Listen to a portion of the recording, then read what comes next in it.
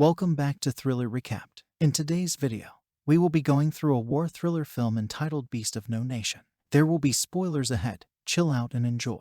The movie begins with the group of kids playing while a voice of a kid narrates that their country is currently at war. The kid named August sells a broken TV, which he calls imaginary TV to a man, but he declines. Fortunately, he's able to sell it to a soldier. Agu and his family are living in the buffer zone where it is safe from the war. At home, we see August's family living peacefully. His mother takes care of him and his siblings while his father, who was a teacher before the war, became the sector chief and helps the refugees that come to the buffer zone. One day, Agu with his brother and friends block the road with a branch and ask drivers for money. When a crazy old woman appears, scolds them and calls them thieves back at home. August's family is happily eating when his father notices his teeth. It turns out that Agu purposely breaks the TV to sell it. Agu quickly runs and hides from his father. The next day, the current situation of the war is being broadcasted in the radio, but Agu is not listening. He's busy making fun of his sleeping grandfather. Then we see trucks of soldiers arrive in there. During a meeting,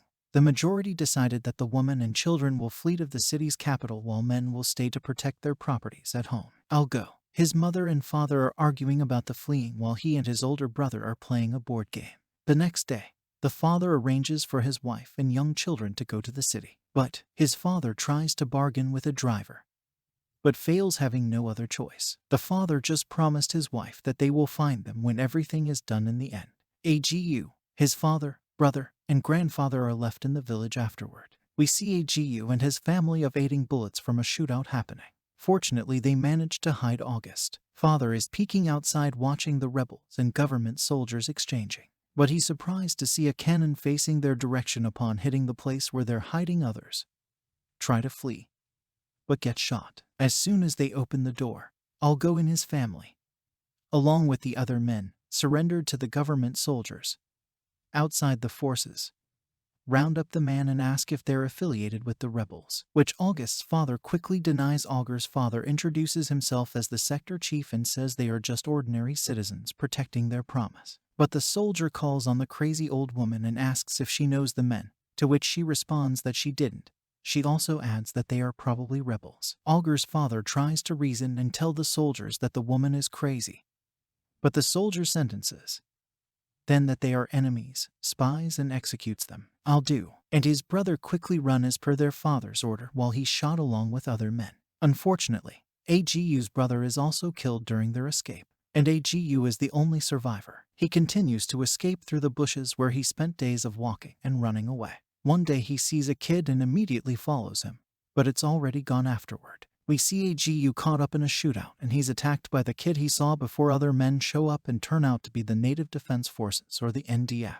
They capture Agu thinking that he's one of the enemies. Then the man known as the Commandant, the leader of the NDF, arrives and asks about Agu. He asks who brought him, to which another child soldier named Stryker responds that he does. Commandant then asks Aga what he's doing there, to which Aga responds by telling him what happened to his family. The Commandant asks him to say his name proudly and decides he will join in. He will train along with the others afterward. They marched back to their camp. At the camp, everyone pays their respect to the Commandant. Meanwhile, Agu is given to another soldier to train later. We see him with other soldiers, but he's the only one not eating. He asks for some food, but a soldier tells him that only soldiers can eat. Then we hear the Commandant calls on Stryker. The scene changes to August starting his training. He's also praying to God to see that. As to IC says that the NDF is winning the war little by little. We see them being lectured by another soldier about their rights and how the enemies are taking it from them afterward. We see, along with other children, become formally part of the NDF after undergoing training, our ritual for blessing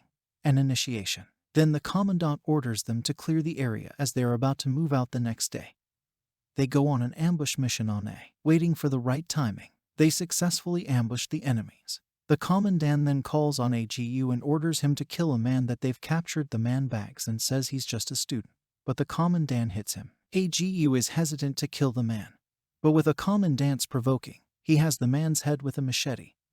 The Commandant then orders Stryker to help Argo and to hack the man to death afterward.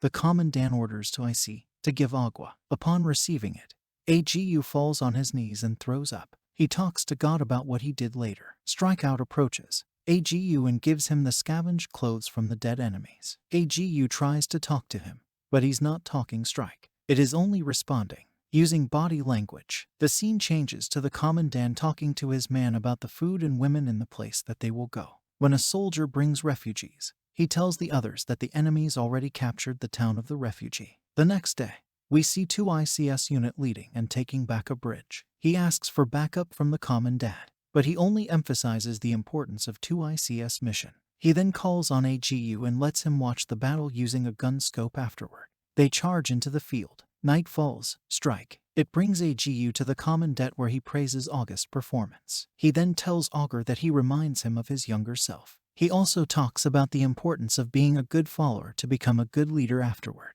He calls Onto into his room where he sniffs a burnt gunpowder and late. As he orders all good and ill, the scene is cut outside the room. The scene changes outside where Striker quickly helps AGU in walking and silently consoling his friend. The next day, August seems out of focus. A soldier notices it and gives him something called brown, which makes all go high afterward. The commandant tells them that the next village they will go to is full of enemies. As they move out, fans of the United Nations drives past that. Then we see AGU and other soldiers arrive at the village and shoot everyone on. Later they enter a building and find a woman and child hiding. AGU quickly hugs the woman thinking that it's his mother.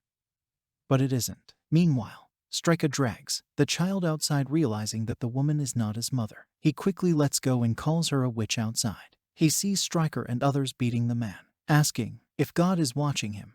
Algo shoots the woman in the head, who's being raped by other soldiers. The scene changes to the commandant watching his men, putting grenades on enemies' mouths. When he receives a letter from the Supreme Commander Dawn of the Blood, the Supreme Commander is calling for them as they are about to leave. The grenades explode. He then tells a soldier to leave one civilian alive, to warn other villages that they are coming. He also tells them that AGU and Striker will be part of the squad from there. Then they move out afterward. We see the commandant and his squad are greeted by the deputy. He leads them into a waiting area where another foreigner is waiting to talk to Supreme Commander. After some time, the deputy calls on the foreign first, and it took a long while before they're called on pissing. The commandant that deputy apologizes and leads them to a room where they fell asleep waiting the next day. Supreme Commander Good Blood calls them and orders commandant's men to eat while the commandant and to IC stays Supreme Commander. Good Blood talks about the changes in the situation of the war. He then promotes the commandant to deputy chief of security while his battalion will be under to ICE. 2IC is thanking the Supreme Commander when the commandant cuts him off and tells him to leave. When the commandant is alone with Supreme Commander Good Blood, he confronts him of the changes that are. The Supreme Commander then reveals that the war is being known outside their country, and with the uninvolvement, it has become a battle for public image. The Commandant is not in favor of the changes, but Supreme Commander Good Blood reminds him that he is a soldier and it is his duty to obey in the end. The Commandant leaves saying that he still has one more night with his man. The scene changes to the Commandant and his battalion arriving at his old friend Mama's place, where they drank in. He wants to celebrate his in 2 ICS promotion, but he sounded otherwise. 2IC asked permission to leave because he wants to check the other units. But the commandant declines. He then asked the mama where the women are, to which she responds by calling them. But she says she only has women for men and not for AGU and Striker, as the men leave with their women. AGU and Striker are left to drink. After some time, Striker falls asleep, but AGU is eyeing a young woman. But she's not interested. Suddenly they hear a gunshot and are surprised when their comrades bring out 2IC with a gunshot. It turns out that the woman with him accidentally shoots in while playing with his gun. This makes the commandant angry. The woman tries to flee, but AGU quickly shoots her a strike. Shoots Mama. The scene changes to August sniffing burnt gunpowder. He then checks on 2IC, which tells him that everything they have done is for nothing. Afterward, we hear on a radio that everyone is looking for their unit. The commandant calls on AGU and AGU takes the chance to tell him that to IC his dear later. The battalion prays over to ICS dead body. The commandant then tells his men that even the Supreme Commander Good Blood is not their enemy, and they will have to take their territory by themselves. The battalion moves out, and as they leave to ICS, dead body eaten by worms. AGU realizes that the only escape in this war is at night while resting. They are awakened by missile attacks, killing their comrades. When morning comes, they continue moving, but Strike it and want to go. Algo checks on him and discovers that he is shot. Algo then carries Strike Even though he himself is tired later, AGU tries to talk to strike it, but he finds out that he's already dead. Although grieving for the death of his friend, AGU has no other choice but to continue. Then the scene changes to Augur being ordered by a soldier to get ammo.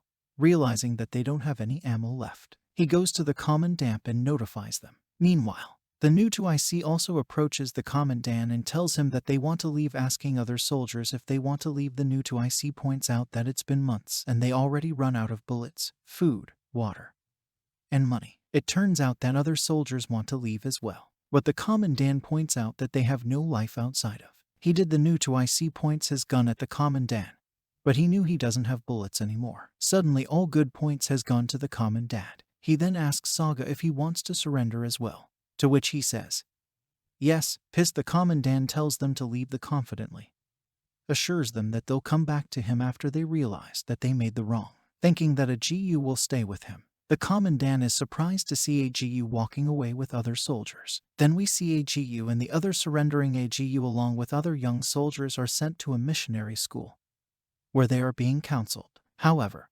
AGU is having a hard time joining other kids and playing and is experiencing nightmares. Then Preacher and Randy Augur's comrades from the NDF run away and rejoin the war after realizing that the commandant's words. The next day, Amy, a counselor, talks to AGU and convinces him to open up. But AGU is afraid that if he tells her what he experienced and what he did, he will look at him as sort of a beast. Instead, he starts telling her about his family. The movie ends with AGU finally joining other kids for a swim and finally having fun. Now you see this video on the screen.